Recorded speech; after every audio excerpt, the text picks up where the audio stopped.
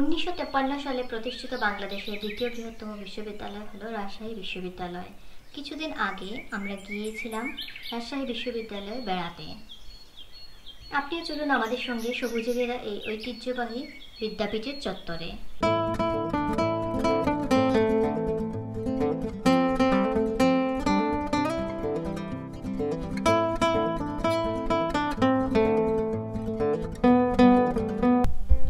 রাজশাহী শহর থেকে 5 কিলোমিটার দূরে ঢাকার রাজশাহী মহাসড়কের পাশেই এই বিশ্ববিদ্যালয়ের অবস্থান। অস্ট্রেলিয়ান স্থপতি ডক্টর সোয়ানি টমাসের স্থাপত্য পরিকল্পনায় গড়ে উঠেছে এই বিশ্ববিদ্যালয়ের মূল ক্যাম্পাসটি। দুই ধারে গগনশীষ গাছ আর মাঝে দিয়ে চলে যাওয়া এই পিচঢালা পথটি সকলের কাছে প্যারিস রোড নামে সুপরিচিত। উদ্ভিদ বিজ্ঞান বিভাগের প্রতিষ্ঠাতা অধ্যাপক ডক্টর আলী মোহাম্মদ ইউনুস পাকিস্তানের লাহোর থেকে বিমানযোগে এই গগনশীষ গাছগুলো এনে লাগানোর উদ্যোগ নিয়েছিলেন।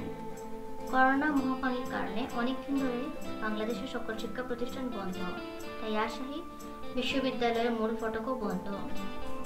আমরা তাই পাশের ছোট ফটক দিয়ে ঢুকে এই প্যারিস রোডের মনোরম সৌন্দর্য উপভোগ করতে করতে এগোতে থাকি।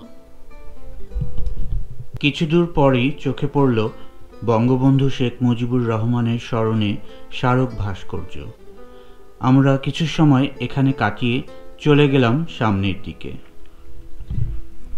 কিছু দূর হাঁটার পর দেখতে পেলাম বিশাল এক গোলচত্বর। শহীদ ডক্টর মোহাম্মদ শামসুজ্জোহার স্মরণে নির্মিত এই স্থাপনা দেখে খুব ভালো লাগলো। ডক্টর শামসুজ্জোহার প্রাণের বিনিময়ে বাংলাদেশের স্বাধীনতা সংগ্রামের ইতিহাসের স্বর্ণাক্ষরে লিখিত হয়ে আছে রাজশাহী বিশ্ববিদ্যালয়ের নাম।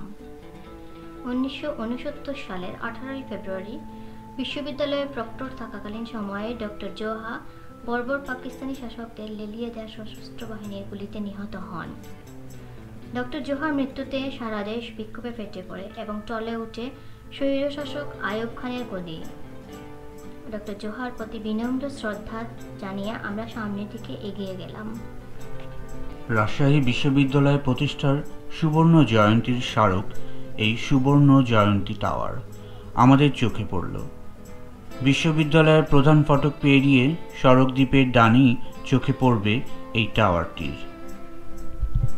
এর অপর পাশেই চোখে পড়ল শহীদ তাজউদ্দিন আহমেদ সিনেট ভবন। ভবনের সামনে বইয়ের একটি চমৎকার ভাস্কর্য দেখতে পেলাম, দেখে বেশ ভালোই লাগলো।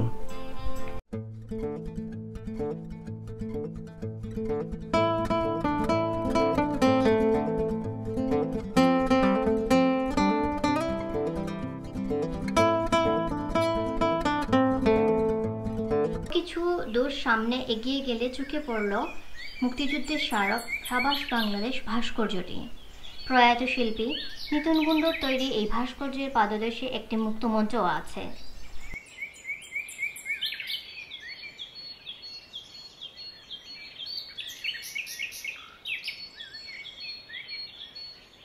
এরপর আমরা চলে গেলাম রাবি শহীদ মিনার দেখতে। শহীদ স্মৃতি সংগ্রহশালা এবং চমৎকার কিছু মুরাল দেখতে দেখতে আমরা যেন হারিয়ে গিয়েছিলাম মুক্তিযুদ্ধের সেই সময়ে।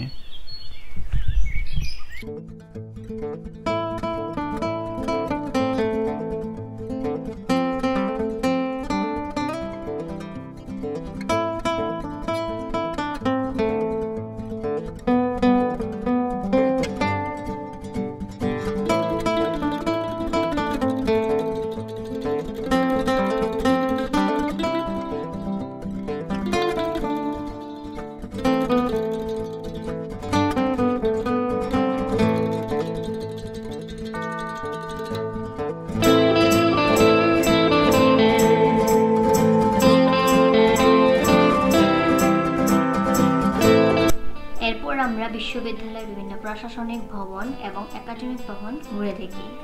বিশ্ববিদ্যালয়ের গ্রন্থাগার, বদ্ধভূমি, স্মৃতিস্তম্ভ ঘুরতে ঘুরতে আমাদের অনেকটা সময় চলে যায়।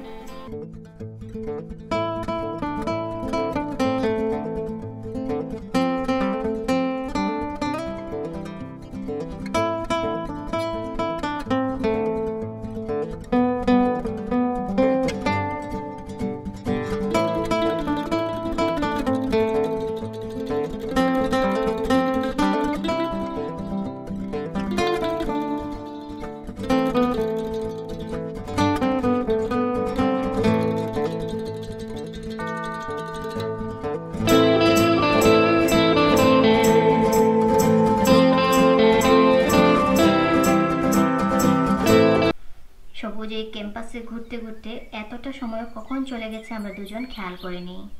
ইতিহাসের সাথে আধুনিকতার এক অপরূপ সমন্বয় ঘটেছে এই ঐতিহ্যবাহী শিক্ষা প্রতিষ্ঠানটির। আপনারাও কখনো সময় করে ঘুরে যেতে পারেন আমাদের দেশের এই অন্যতম বিশ্ববিদ্যালয়টিতে।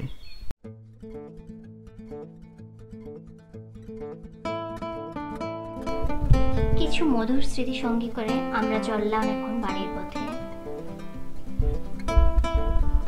আর যেতে যেতে আপনাদেরকে আমরা আহ্বান জানাচ্ছি, প্রজাপতির মতো বাঁচুন, নিজেকে ভালোবাসুন।